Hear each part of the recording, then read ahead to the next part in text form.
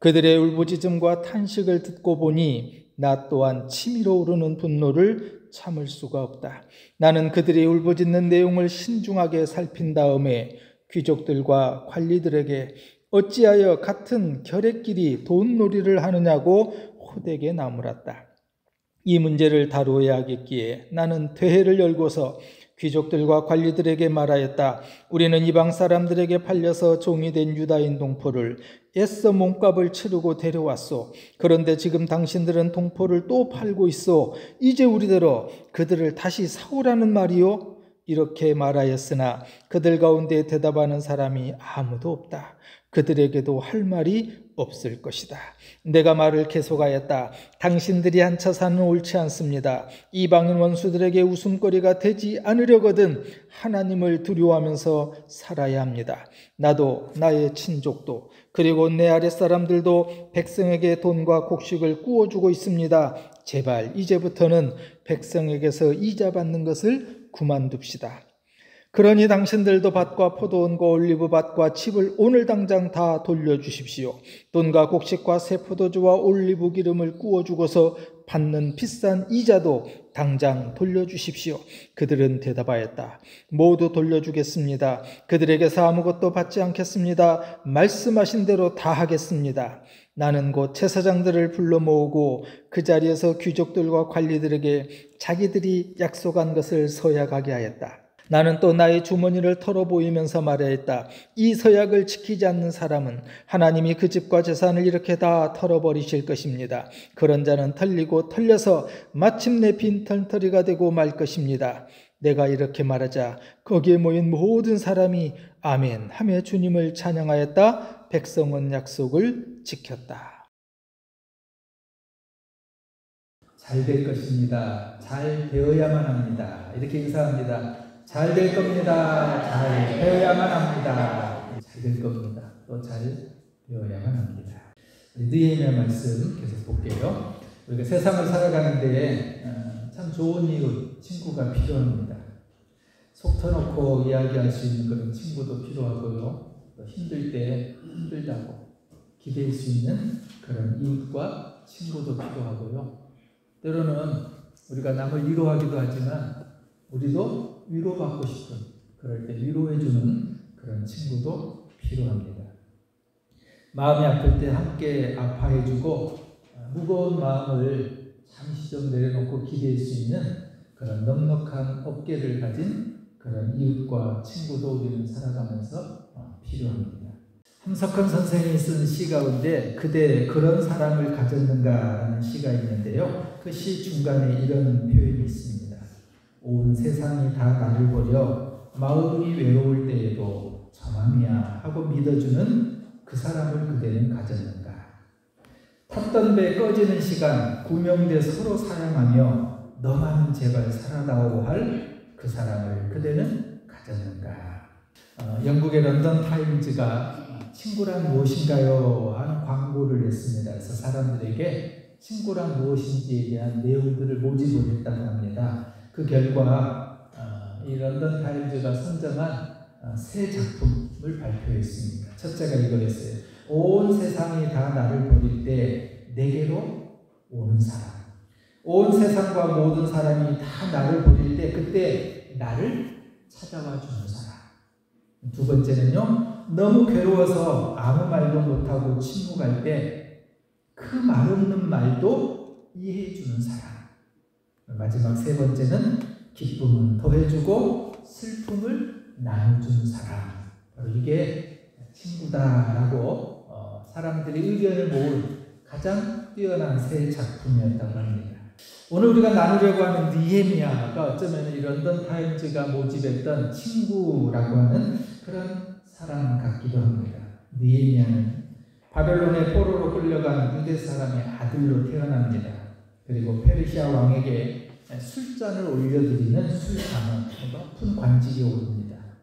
우리가 1장에서 봤습니다만 형제 하나님으로부터 고국의 성벽이 무너지고 성문은 다 불탔다고 하는 그런 소식을 듣습니다. 느헤미야는 그 소식을 듣고 마음이 너무 울적하고 슬펐습니다. 그래서 울면서 주님을 향하여 악을 행하고 하나님의 말씀을 지키지 않아서 우리가 이렇게 고통받게 됐습니다. 잘못을 뉘우치면서요, 금식하고 기도하기 시작합니다. 느헤미야는 포로민의 2세로 태어나요. 그래서 아버지, 할아버지의 나라에 돌아가지 않아도 별 상관없는 사람이었습니다. 그리고 지금 한 나라의 2인자의 자리까지 올라가 있어요. 그냥 거기서 살아도 문제없는, 잘 먹고 잘 살 수 있는 사람입니다. 그런데 느헤미야는 고국의 소식을 듣고 그냥 그 소식을 그렇구나 라고 느끼지 않고 슬퍼했다는 겁니다. 그렇게 마음 따뜻한 공감의 사람이 느헤미야였습니다. 그리고 나라가 망하고 무너진 것은 하나님의 말씀을 떠났기 때문이라고 하는 그런 고백을 해요. 그리고 그 고통과 문제를 해결하기 위해서 느헤미야는 기도부터 시작합니다. 이게 우리가 1장에서 만났던 느헤미야의 모습입니다. 2장에서는 느헤미야는 왕으로부터 고국에 갈 수 있는 허락을 받습니다. 그리고 성벽을 재건하기에 필요한 모든 제목들을 왕으로부터 허락받아요. 그리고 행여나 가는 길에 이런저런 대적들을 만나고 어려움이 생길까봐 적의 공격에 대비해서 요즘으로 하는 비자처럼 왕의 조서, 왕의 명령서, 이 사람 해치면 안 된다라고 하는 그런 것까지 준비해가는 아주 신중한 사람이었습니다. 예루살렘 성에 도착해서 무너진 성벽을 몰래 순찰을 하지요. 성 안팎에 쭉 돌아보고 난 다음에 백성들을 향해서 힘을 내서 우리 이 성을 한번 지어봅시다. 다시 쌓아봅시다. 우리가 지어서 우리 조상들이 하나님의 말씀을 떠나서 다 무너지고 불타버렸는데 우리 힘내서 한번 성을 다시 쌓아봅시다. 그리고 격려하고 위로했던 사람이 느헤미야입니다. 3장에서는 성을 재건하는 일에 참여한 75명의 사람들을 쭉 기록해요.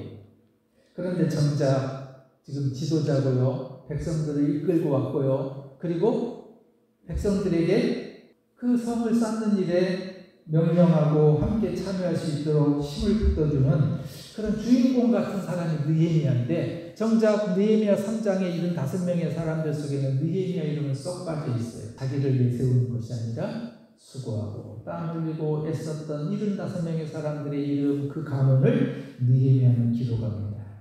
그만큼 느헤미야는 겸손한 사람이었습니다. 4장에서의 느헤미야는 성을 재건하는 일이 쉽지 않았습니다. 비웃고 또 조롱하는 사람들이 나타났지요. 여우가 올라가고 무너질 것이라고 하면서 느헤미야와 지금 이스라엘 백성들을 조롱해요.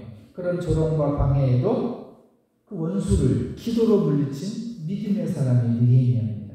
대적들의 방해 때문에 그것만 문제였던 것이 아니라 백성들도 힘이 쭉 빠져버렸어요. 아니 열심히 하려고 하는데, 그래도 해본다고 하는데 왜 우리에게 이런 원수들이 조롱하고 비웃고 또 우리를 공격해온다고 하는 소식을 들으면서 무릎에 힘이 쭉 빠진 거예요. 느헤미야는 또 그들을 찾아갑니다. 격려합니다. 위로합니다. 의기소침한 이 백성들을 향해서 아니라고, 우리 힘을 내봅시다.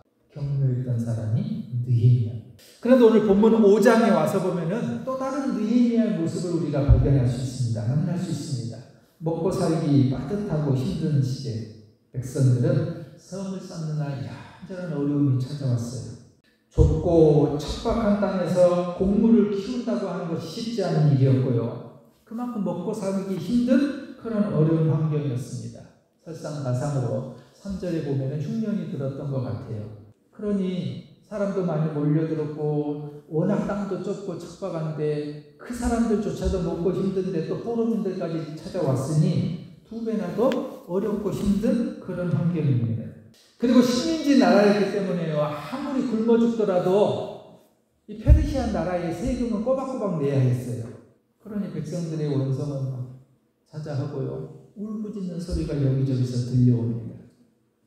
느헤미야는 이런 백성들의 원망의 소리를 듣고 분노했다고 말합니다. 6절에 이렇게 기록합니다. 그들의 울부짖음과 탄식을 듣고 보니 나 또한 치밀어 오르는 분노를 참을 수가 없다.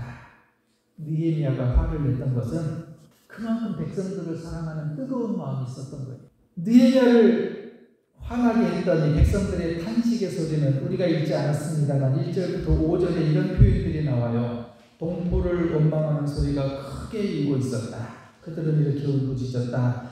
입에 풀칠이라도 하고 살아가려면 곡식이 필요한데, 배가 고파서 곡식을 얻으려고 집도 밭도 다 저당 잡혔다. 세금을 낼 돈이 없어서 우리는 집을 잡히고 돈을 꾸어와야만 했다. 그리고 우리가 아들, 딸을 종으로 팔아서 그 종으로 판 돈 가지고 우리 겨우 근근히 먹고 살수, 우리가 힘쓸 일이라고 하는, 우리가 손쓸 일이라고 하는 것은 아무것도 없다라고 하는 그런 백성들의 탄식의 소리가 느헤미야에게 들려왔습니다. 입에 풀칠이라도 하고 살아가려면 그 양식이 없는 그 가난을 사람들은 막 호소하기 시작을 해요. 곡식이 없어서 굶어 죽을 것 같은데 또 세금은 꼬박꼬박 내야 돼요. 결국에는 집도 밭도 심지어는 자녀들까지 저당 잡히고 그 돈을 꾸어다가 근근히 먹고 살아갑니다. 외부로는 대적들이 조롱하고 비웃으면서 공격할 것이라고 그렇게 시시각각으로 위협을 주고 있는 그런 환경인데, 또 내부적으로는 이렇게 백성들이 어렵고 힘들게 울부짖고 탄식하는 얘기가 들려오니 그야말로 느헤미야는 답답하고 어렵고 힘든 상황이었던 겁니다. 그런데 우리가 이 느헤미야 5장을 보면서요, 우리가 배우는 교훈이 있습니다. 이런 탄식, 이런 울부짖음, 이런 불평에 대한 느헤미야의 반응이라는 겁니다. 느헤미야는 가난한 백성들을 돕기 위해서 나섭니다. 6절, 7절을 보겠습니다. 그들의 울부짖음과 탄식을 듣고 보니 나 또한 치밀어 오르는 분노를 참을 수가 없다. 7절에요. 나는 그들이 울부짖는 내용을 신중하게 살핀 다음, 우리 개역개정에서는요, 깊이 생각하고 이렇게 표현되어 있어요. 6절에 울부짖음과 탄식을 듣고 라는 표현과 7절에 신중하게 살핀 다음이라고 하는 이 표현에서 알 수 있듯이 느헤미야는 자기 자신의 감정에 움직이지 않았어요. 신중하게 생각하고요, 또 깊이 생각하고 살피면서 당시 귀족과 관리들을 꾸짖기 시작합니다. 꾸짖는 내용은 이거는 거였어요. 당장 이자 받는 거 금지해라. 하지 마라. 그리고 저당 잡힌 밭과 집을 당장 돌려보내라. 이게 느헤미야가 당시 백성들의 울부짖음을 듣고 관리와 그 귀족들에게 그런 명령을 내립니다. 이거는 하나님이 좋아하시는 행위가 아니야. 그러면 너희들 이자 받는 거 이거 하지 말고 저당 잡힌 집과 밭 다 다시 돌려줘. 9절에 내가 말을 계속하였다. 당신들이 한 처사는 옳지 않습니다. 이방인 원수들에게 웃음거리가 되지 않으려거든 하나님을 두려워하면서 살아야 된다. 느헤미야는 성전을 지키기 위해서 지금 성벽을 짓고 있는 거거든요. 그냥 단순히 성을 쌓는 것이 아니라 그 성을 쌓는 이유는 성전을 지키기 위해서예요. 성전을 지킨다고 하는 것은 그 안에 하나님의 예배를 지키기 위해서, 하나님의 예배가 온전히 드려지기 위해서 지금 성을 쌓고 있는 거예요. 그러다가 지금 백성들이 먹고 살기 힘들고 어려움이 찾아오고 흉년도 오고 어쩔 수 없이 집을 잡히고 돈을 꾸어오면서 살 수밖에 없게 된 겁니다. 느헤미야는 그렇게 지금 집을 저당 잡은 사람들, 힘 있는 사람들, 돈 있는 사람들, 그 귀족과 관리들에게 말하는 거예요. 원수들의 비웃음거리가 되지 않게 해서 하나님을 두려워하면서 사십시오. 여러분, 그 이자 받는 거 하지 마시고요, 저당 잡힌 집과 다 돌려주세요. 하나님을 두려워한다면, 하나님을 경외한다면 내 도를 위해서 형제들의 어려움을, 형제들에게 이자를 받으면서 그들이 어려움에 처하도록 해서는 안 된다고 하는 꾸짖음이었어요.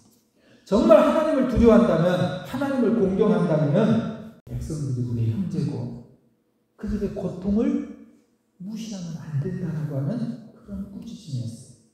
정말 하나님을 두려워하고 하나님을 공경하면서 산다고 한다면 이웃의 이 고통과 어려움에 함께 해야 된다라고 하는 것이 느헤미야의 가르침, 느헤미야의 반응이었어요. 그렇다면 느헤미야는 정말 너그러운 사람이었던 거예요. 너그럽다라고 하는 이 단어가 사전에 이렇게 기록되어 있더라고요. 넓고 감싸 받아들이는 성질이 있다. 다른 말로는 관대하다라는 뜻인데요, 마음이 넓고 남을 헤아려는 아량이 있어요. 우리는 지금 불안한 정치를 경험하고 있습니다. 또 전쟁의 위험이 시시각각으로 찾아오고 있습니다. 경제적인 어려움으로 많은 사람들이 고통하고 또 신음하고 있습니다. 특별히 많은 젊은 세대들이 직장과 직업을 위해서 어려워하고 힘들어하는 시대입니다. 그러다 보니까 세상이 점점 우리도 느끼죠. 각박해져 가고 있습니다. 이기적이고 경쟁적이고, 그러니 자연스럽게 사람들에게 관대함이라든가 배려라든가 양보라든가 너그러움들이 사라져가고 있어요. 정말 너그러운 사람, 관대한 사람이 그리운 그런 시대를 우리는 맞이하고 있습니다. 예수 믿는 우리가, 하나님의 자녀된 우리가 그리스도인이라면 바로 이런 관대함과 너그러움으로 살아가야 된다는 것을 오늘 느헤미야는 우리에게 가르쳐줍니다. 느헤미야의 그 선한 영향력이 어쩌면 불안한 정치, 위험한 전쟁, 경제적인 어려움을 살고 있는 이 시대에 우리에게, 교회에게 요청하는 필요한 그런 마음 아닌가라는 생각을 오늘 느헤미야 5장을 보면서 생각해 봅니다. 잠언서 17장 17절에 이렇게 말씀합니다. 사랑이 언제나 끊어지지 않는 것이 친구고 고난을 함께 나누도록 표현한 것이 혈육이다. 우리에게 필요한 것은 친정 이웃, 우리의 친구들, 우리의 서로에게 마음을 헤아려주고 이해할 수 있는 좋은 친구, 우리의 삶을 나누고 상처받은 사람을 위로해주고 어렵고 힘든 삶을 살아가고 있는 사람들에게 기댈 수 있는 넓은 어깨로 다가가 주는 것, 그런 위로자의 삶을 사는 것이 오늘 우리에게 필요하다는 사실입니다. 부부는 서로 좋은 위로자가 되어야 되고요. 부모와 자녀 사이에는 서로가 좋은 위로자가 되어야 합니다. 어려움들을 나누고 또는 이웃과 아픔을 나누고 눈물을 닦아주고 좋은 관계들을 만들어가는 것, 그것이 바로 너그러운 사람입니다. 그리고 그 너그러움이, 너그럽게 살아가는 사람이 바로 행복한 사람이라는 거죠. 주님께서는 요한복음에서 이렇게 말씀했습니다. 요한복음 15장 13절 14절입니다. 사람이 친구를 위하여 자기 목숨을 버리면 이에서 더 큰 사랑이 없나니 너희가 나의 명한 대로 행하면 곧 나의 친구라. 오늘 느헤미야 5장에서 우리가 만나는 너그러운 사람 느헤미야. 사랑하는 여러분, 오늘 저와 여러분이 그렇게 우리 교우들과 우리 이웃과 또 세상 속에서 너그러운 사람으로 살아가는 선한 영향력이 우리를 통해서 주의 은혜와 사랑이 차고 넘치기를 주님의 이름으로 간절히 소원합니다. 하나님, 너그러운 사람 느헤미야처럼 우리도 관대하고 이해하고 아량을 베풀며 상처를 감싸주고 격려하고 힘을 북돋아주는 응원의 사람으로 살아가도록 우리를 그렇게 사용하여 주옵소서. 우리가 세상에 좋은 친구가 되게 하시고 이웃의 좋은 이웃이 되게 해주셔서 하나님 우리로 하여금 온 세상이 하나님의 사랑과 하나님의 기쁨과 하나님의 감사로 충만케 하여 주옵소서. 오늘 우리를 선한 영향력의 사람으로 세워 주옵소서. 예수님의 이름으로 기도하옵소서.